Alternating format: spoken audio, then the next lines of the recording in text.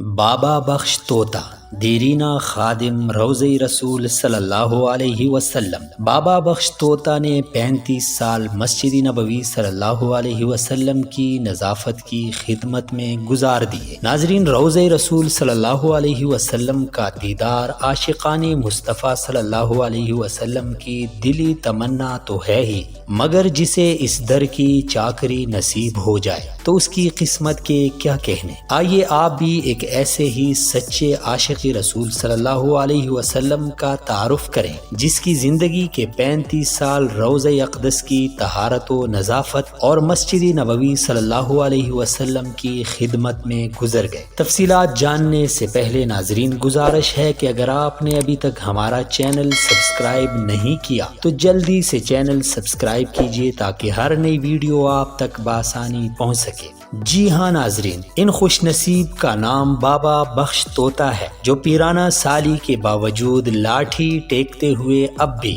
خدمت مسجد نبوی صلی اللہ علیہ وسلم کو اپنے لیے باعث صد افتخار سمجھتے ہیں۔ العربیہ ٹی وی کی خصوصی نشریات کے پروگرام حرمین شریفین سے کے میزبان خمیس الزہرانی نے الشیخ بخش طوطا سے ملاقات کی اور ان کے خیالات معلوم کیے۔ سفید لمبی داڑھی، چہرے پر بڑھاپے کی جریاں مگر ہونٹوں پر تبسم۔ الشیخ بخش طوطا نے بتایا کہ الحمدللہ میں پچھلے 35 سال سے حرم نبوی صلی اللہ علیہ وسلم کی خدمت میں مصروف ہوں۔ پہلے میں نے مسجد نبوی صلی اللہ علیہ وسلم کے باب السلام میں نظافت کی خدمت انجام دی اور اس کے بعد اب باب عثمان رضی اللہ عنہ میں خدمت انجام دے رہا ہوں۔ میں یہاں بہت خوش ہوں۔ مسجد کی انتظامیہ اور حکومت سب اچھے ہیں اور وہ بہت خیال رکھتے ہیں۔ بابا بخش طوطا مسلسل پچھلے 35 برسوں سے خادم روضہ رسول ہیں۔ سورج طلوع ہوتا ہے تو اس کی پہلی کرنیں الشیخ طوطا پر اس وقت پڑتی ہیں جب وہ صفائی میں مصروف ہوتا ہے۔ اگرچہ اب بڑھاپے نے انہیں کافی کمزور بھی کر دیا ہے مگر جذبہ